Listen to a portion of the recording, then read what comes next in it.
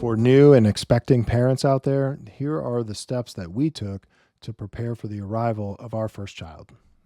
For new or expecting parents, there's a lot that's going to be going on and a lot of changes that are going to be happening in your life here coming very soon. And so here are some things that you can look at to prepare for those changes from a financial perspective.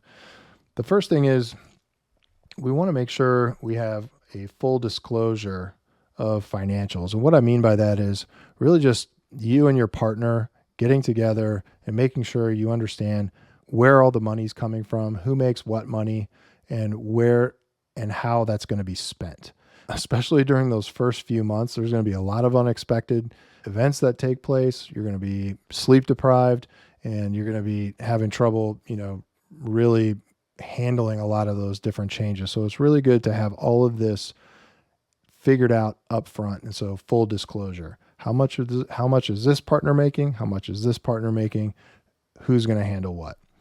The other side of this is we really want to divide the responsibility. So now that we know how much, each partner has, we want to make sure that those responsibilities are divided. Who's paying for what? If you're both working partners and one person's paying the electricity bill, the other one's paying the auto insurance bill, the other person's paying the cell phone bill, let's make sure all of those are figured out and you understand who's going to be paying for what and where that money is going to be coming from.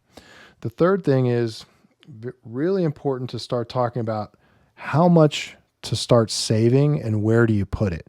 You've got a newborn. One of the most critical things during this period is really having some liquidity and being able to save so that you can kind of roll with the punches, so to speak, because there will absolutely be expenses you weren't anticipating before you get into this.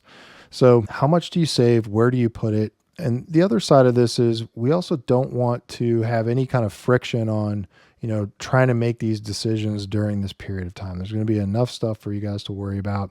So we want to have this just sticking with the theme, we want to have it agreed to already. Number 4 here goes along with savings is we want to be able to create a buffer and we want to be able to live on last month's income. That's something that I got from youneedabudget.com. One of their rules is living on last month's income. And what that means is you've got a 30-day rolling buffer of income where you have a full 30 days worth of bills you can pay in your checking account or savings account where you're not trying to time bills to when you get your paycheck. This is a big deal, not only for, the newborn stage in your life, but it's a really big deal just in general from a personal finance perspective. I remember when I first implemented this rule, and I can't tell you how much peace of mind I had just knowing that I never had to time my paychecks to any expenses that were coming in. And number 5, having your insurance protections in place is really key for this.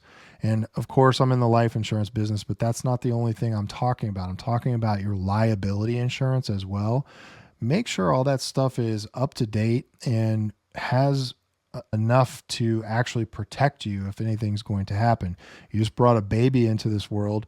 Is the minimum, $250,000 coverage that you have on your auto insurance, is that really enough at this point that you feel like that's enough protection? The other side of the liability piece is things that can happen to us from a liability perspective or from an accident perspective are not always things that are in our control. A lot of times they're people we don't even know. So for an example, if you're a homeowner and someone trips on a crack of the sidewalk in front of your house, that now opens you up to liability.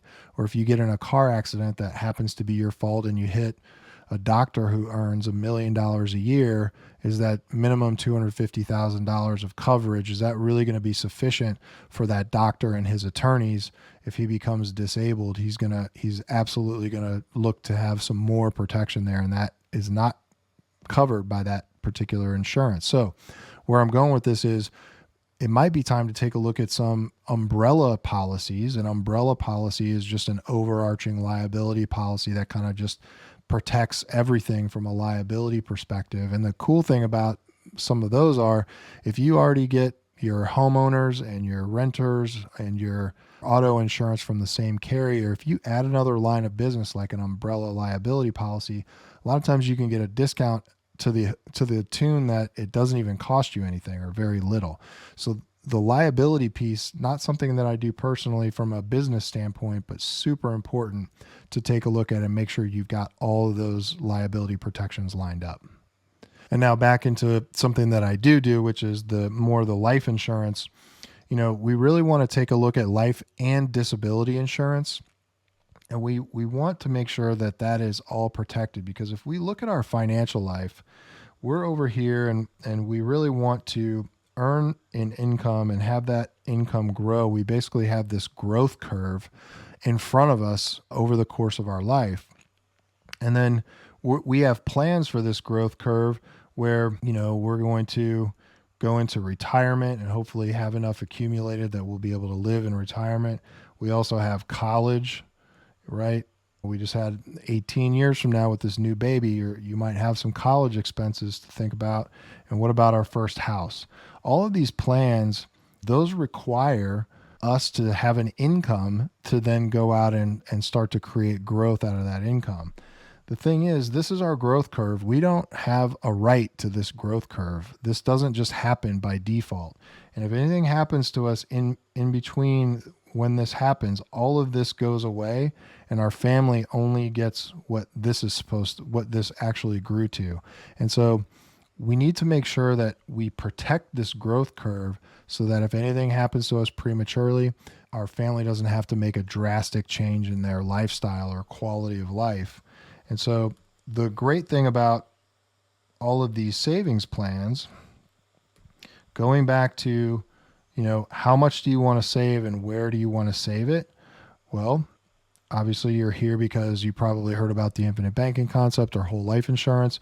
When we buy dividend paying whole life insurance that accumulates a cash value, that's basically just the equity in the policy, we get this growth curve, but we also get the death benefit that comes along with it that guarantees that our family will get what we planned to get at the end of that growth curve, no matter what happens. Now, you need to have insurance equal to your human life value for this to happen. But if this gets cut off here, guess what? Your family gets all of this, and they'll never have to sacrifice, because no matter what happens, they'll get the future value that you were supposed to get all along the way. And because this builds equity, also known as cash value, this can be your cash savings as well. As we go through life, we're solving several problems at the same time. And then the other thing that we want to look at is disability insurance. The disability piece of this, if you get disabled and you can no longer earn an income, it's almost worse than dying, because you don't get this death benefit and you still actually need to pay your mortgage or your rent, and you need to eat. So you're still there, but you can't earn an income, but you still have needs. And so that sometimes can be worse. So we want to make sure we have our income protected from a real disability insurance policy, so that if anything happens on that side, we're all protected. So as you're approaching the date of birth for your new baby, here's something that you can take a look at. That'll be very simple. If you're not sure how you want to plan this whole life insurance piece of it out yet, and you're not sure what you can kind of commit to, a really easy decision that you can make is to take a look at what's called convertible term insurance.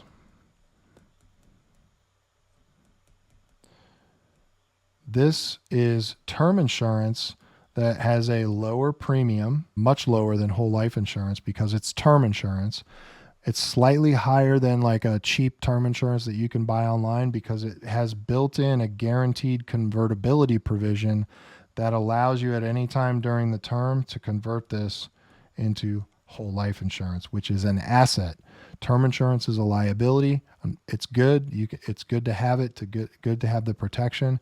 But eventually, if possible, we want to be able to convert that into an asset. And now once we convert that, we can start tackling some of these, have all of the protections in place, plus our savings, which is really the foundation of our financial life. But this is a very easy piece right here. Get some convertible term insurance if you're not sure, what you want to commit to or how much you can commit to right now.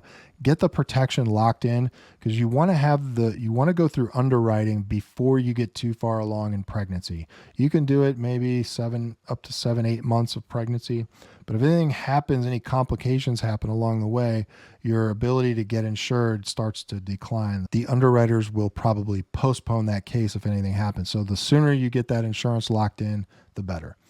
All right. I hope this helps all you new parents and expecting parents out there. If you have any questions, feel free to drop a comment in the comment section, or you can go to StackedLife.com. You can book a free 30-minute consultation with me right there. And we can talk about how some of these principles can apply to your life specifically.